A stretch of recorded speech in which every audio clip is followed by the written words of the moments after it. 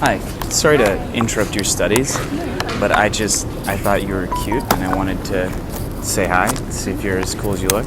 Oh, Avery, yeah. nice to meet you. There's a couple things to note about that opener. First, I don't go straight into, hey, I thought you were cute and I had to say hi.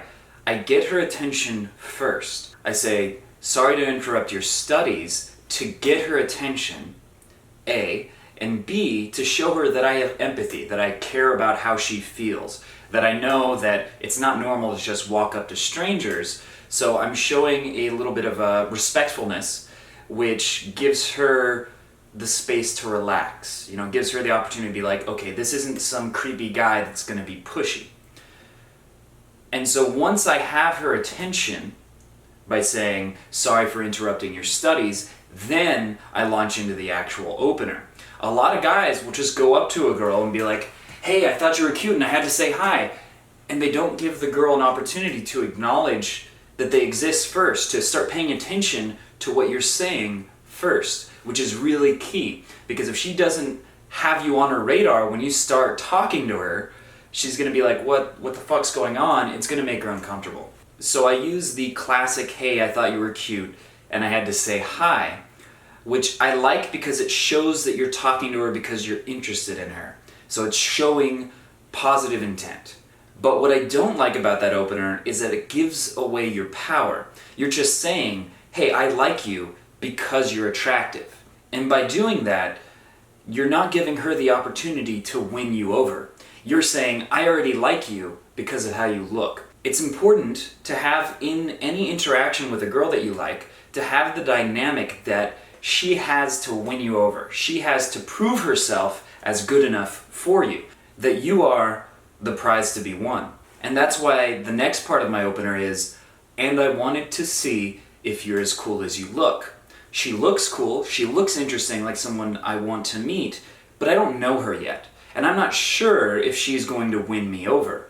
So that's yet to be seen. I'm basically challenging her to prove herself. That's the underlying frame from that opener, which is a much better frame than, hey, I already like you no matter what you say. It's, I like you so far, now let's see if that continues after I actually talk to you. That way, you're presenting yourself as a challenge. And one of the biggest mistakes guys make is they make themselves too available to the girl. They make themselves too obviously interested in her, and they don't give her the room to chase him.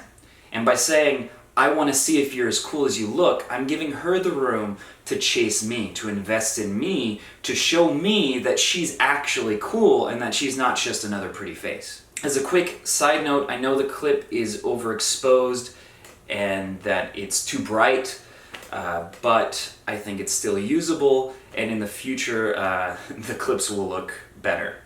Yeah. Are you a freshman? Technically a first year, but I'm a transfer student, so it's a little From Colorado State University. Colorado State University? What brought you to Arizona, of all places? Well, I'm actually from here. I went out of state, and then I didn't like the campus. It was way too small. Yeah. And I didn't have like my specific program, so I just moved back. This one's big. Yeah. Certainly not. Do you like the heat? I mean, I'm putting up with it. Where are you from, Avery? I think that's about all you can do. I'm from Arizona. Yeah. You might have heard of it. I'm from the Dirty T. Oh, you're from Tucson? Yeah, okay, so you already know what that means? So you'll notice that right from the beginning, the girl is doing more of the talking than I am, and I'm just kind of guiding the conversation. And I think that's a really important point, because you don't need to be doing the work in the conversation. What you want to do is get the girl to invest in the conversation. The truth is, people like talking about themselves more than they like talking about anything else in the world.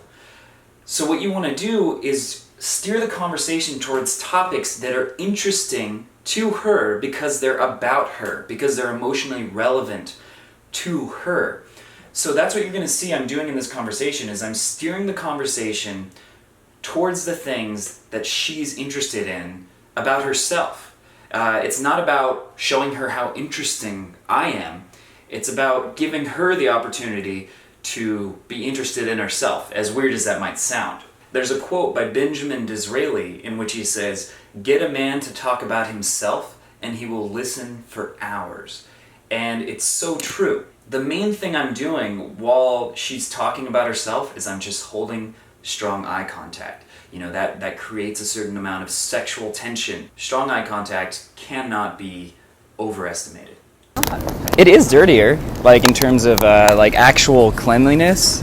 I feel like, honestly... But I don't know whether they're talking about the place or the people. That too. I don't know. Not all people. I'm not trying to say... I'm not trying to say you're dirty Good start. or anything. Yeah. Wait, great. Maybe first impression. Why is she laughing there? It's because I'm subtly implying that she just accused the people of Tucson as being dirty. And so that's drama. You know, it's nothing crazy, but that's just a subtle amount of drama. And drama is one of the emotional triggers that will get a girl to invest in a conversation. What did you come here to study? I'm a dance major. Oh, well, that's unique. Hey, I'm technically an artist too, I'd say. What's your major? Creative writing. They're both in the realm that your parents probably don't approve of kind of majors.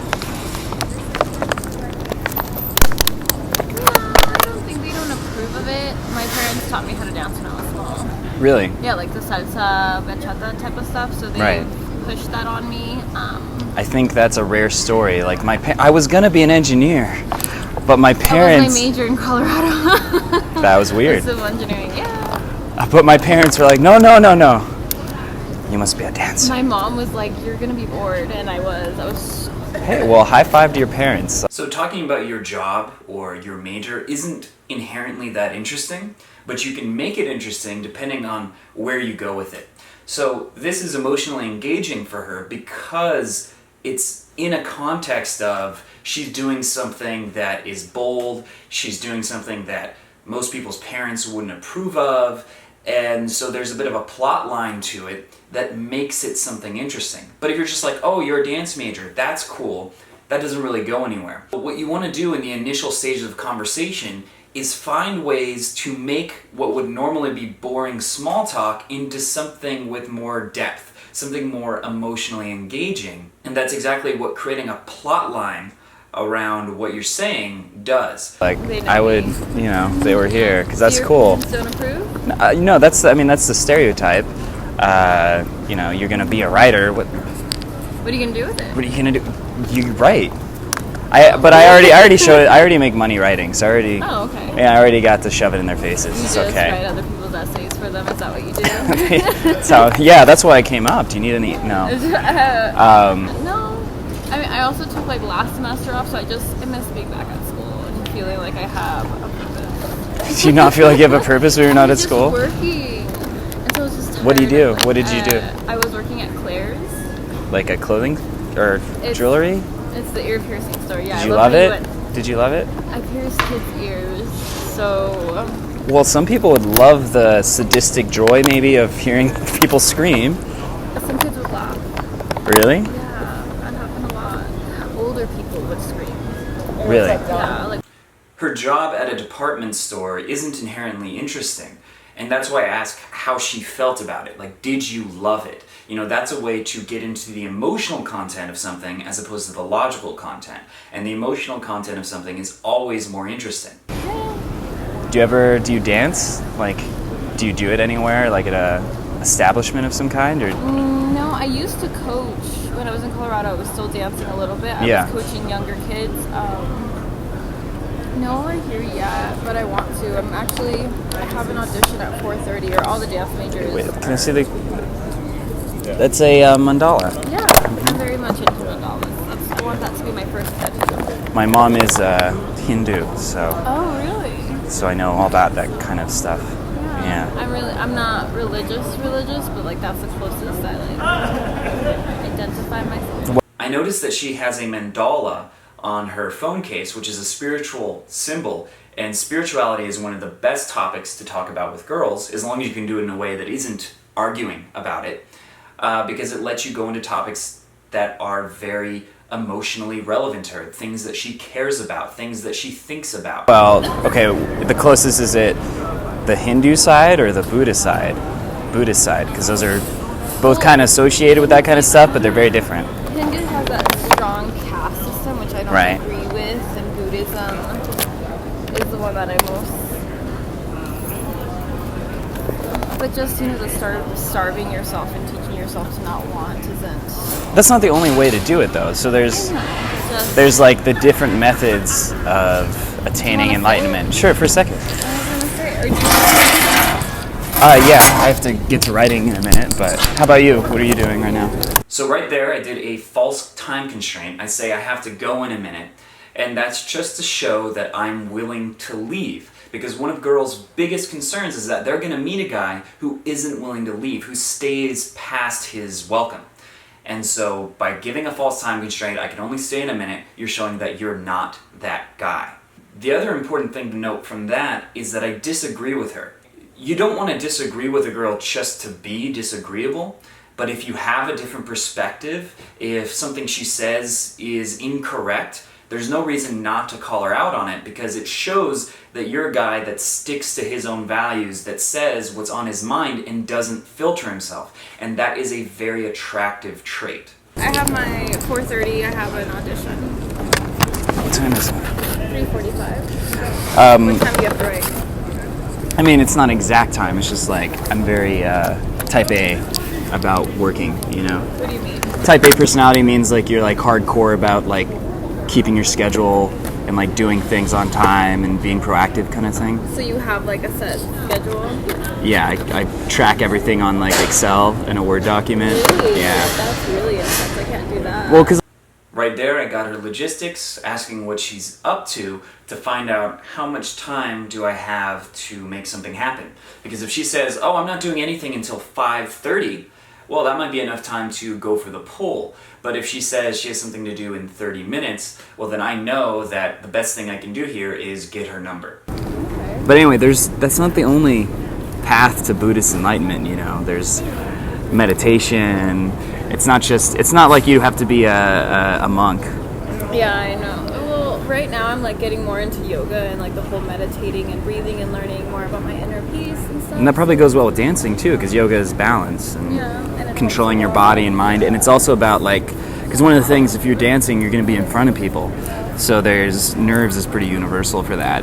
By default, what people tend to do is think about how a topic relates to them and their life. But it can be much more powerful to think about how what you're talking about relates to her and her life. But if you do meditation, you do yoga, that teaches you how to stay in like your own body as opposed to in your mind, which is helpful. Instead of just overthinking stuff. Yeah, and I actually just got out of my yoga class. I loved it today. It was all about breathing. It was all about breathing, yeah. Yeah, and you can do a lot with your breath.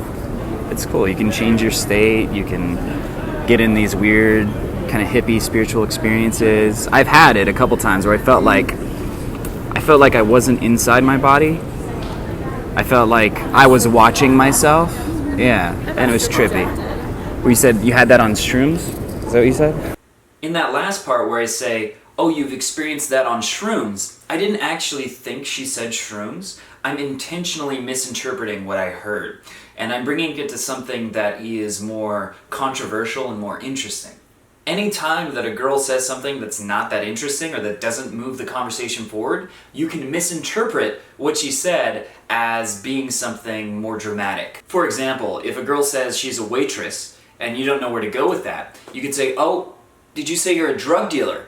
That's really interesting. What drugs do you deal? How is it? Have you ever been caught? Things like that. Whenever a conversational thread doesn't seem like it's going anywhere, you can use misinterpretation to spice things up a little bit. No, but yes, you've done shrooms. I have never done shrooms. Have you done any It's on my psychedelics? bucket list. Any psychedelics? No, I mean unless you count weed. That's Once you've done psychedelics, weed seems more like a psychedelic. so you've done psychedelics. Which ones? A good amount of them. Okay. Well, What's your favorite? shrooms, definitely. Okay. Shrooms is the most lighter one. Right. I've never done DMT. I think that one is a whole other ballpark. I'm not ready. I've heard for. stories. It sounds interesting. It's a 15-minute, but you just leave yourself. So I don't know. You visit the space elves. Like people talk to you and tell you shit. No, I've done acid. as much as I used to like it, that's where I astral projected it. I just wasn't ready for it mentally, so I just... You astral projected on acid? That's kind of cool. Yeah, that was kind of scary. One way you can lead a conversation forward is to expand on anything interesting she says. She mentions that she astrally projected while on acid, so I simply say you astrally projected to get her to talk in more detail about that because that's something interesting. Have you ever had a lucid dream? Mm-hmm. Because I think they're like, that's related to astral projection. I did that once. Mm-hmm. It was very, very disturbingly beautiful. Like, so it was like an amazing, like I was in a dream and everything was just as real as this. But then as soon as I realized, wait, so what the fuck is real? Like, because then I'm like, this feels more real than my day-to-day life, so am I even real? And then I freaked out, and then I went into sleep paralysis, so I couldn't get like back to waking consciousness, and so all I saw was blackness everywhere, and I tried to move my body, but I was outside my body, I couldn't get in. Freaky. That's probably why I haven't done shrooms and acid and stuff. So I've had sleep paralysis multiple times. I'm very like connected with my subconscious. So lucid dreaming wasn't a big shocker. I did have, like you see your own demons in your lucid dream, and I for sure did. But I was also able. Doesn't sound fun. but it's all within your own subconscious. It's all within your own reality. If you want it to be or not. Yeah. The astral projection, you don't realize you're astral projecting until you try to do something. Mm-hmm. Sounds stupid, but I was watching Family Guy. It's not usually how those stories start. Yeah. No, we were just hanging out. We were watching Family Guy, just to kind of focus on something, just enjoying it all, right. Feeling it. And this is on acid, not on shrooms. And I got up to say something, and I looked at myself, and I looked at my friends. And I was just staring at everyone, but I was looking at myself, and I wasn't in me, and I was like, okay. And then I just went back and sat down and was like, oh my god, did I just see myself? Right. So there, I talk about a somewhat vulnerable topic, like my own experience with sleep paralysis, and then she follows by talking about something vulnerable herself. So the simplest way to get a girl to talk about things that are very emotionally charged is to talk about something emotionally charged first, yourself. And then, I don't know where I was. I wasn't back in my body. I was somewhere in my mind just trying to say something and I couldn't. So it was really scary, and especially when you're not ready for it. So I haven't. Well, I did do a little bit of it afterwards, but I just backed away from it. Right. Because what I had done was I took 2 taps of acid and then I dabbed. So what you're seeing there is I'm letting the girl invest. She's talking about something that's emotionally charged for her. She's talking about something that's interesting to her. And so I'm just letting her do that. I'm just listening. Believe it or not, good game, a lot of it is just being a good listener. You have to lead. You have to be able to put in some sexual energy into the interaction. But listen. Let her invest. You don't need to do all the work. Let her do the work for you. And then I dabbed, and that was where the issue came, was the dabbing. Because I was no longer... I don't know what dabbing means.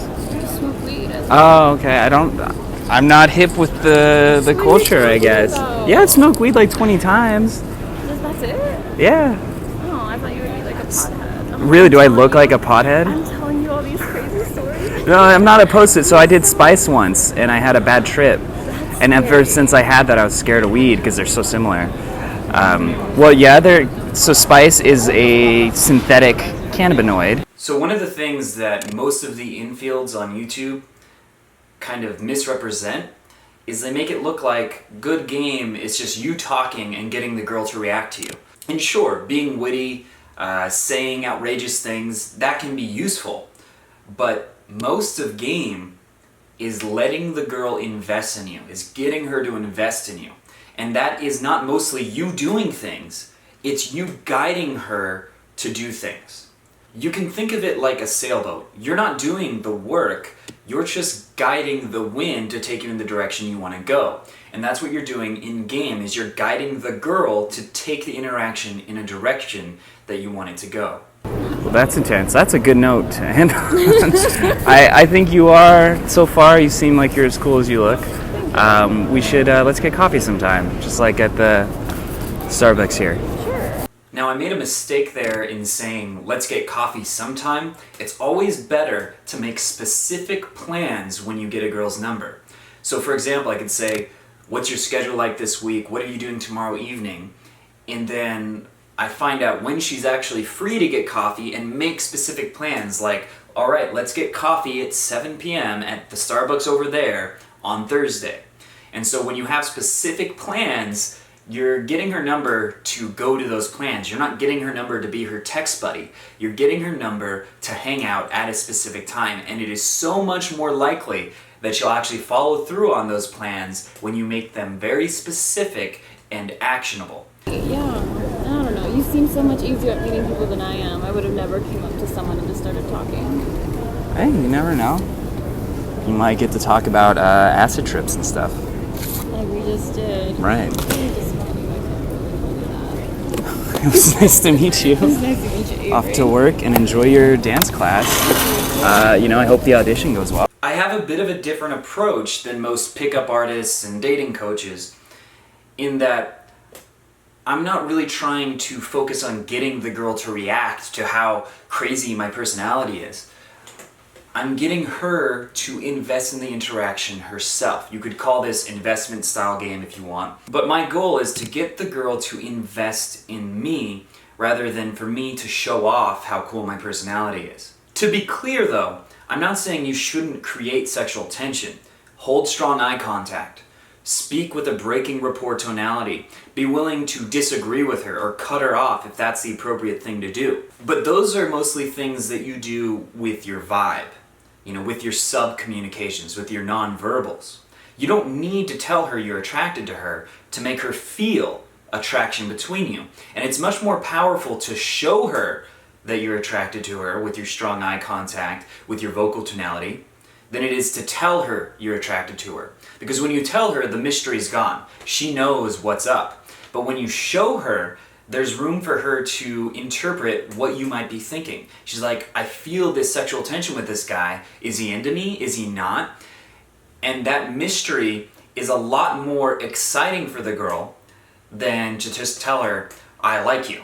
It's okay to be direct in game occasionally, but you don't need to be. Because the only directness you need is in your eye contact and in your voice and in your body language. You don't need to say anything direct. And I think it's much better to say things that will get her to emotionally invest in the conversation, to get her to think you're interesting, to get her to trust you. That's what you should be doing with your verbal communication, whereas you're creating the sexual tension with your non-verbal communication. So that was my very first Infield breakdown. If you have any comments, anything that you think I could do better, anything you liked about it, feel free to leave a comment in the comment section below so I can know where to take these clips in the future. And I'll be uploading a video like this at least once per week. So if you liked what you saw, subscribe to the channel and you'll get to see more free videos just like this. And lastly, if you want to see an unedited version of this clip, just the infield footage without me breaking it down, then like the video, and if it gets to 50 likes, I'll upload a completely uncut version of this clip. With that said, thank you for watching, and I hope you enjoyed the video.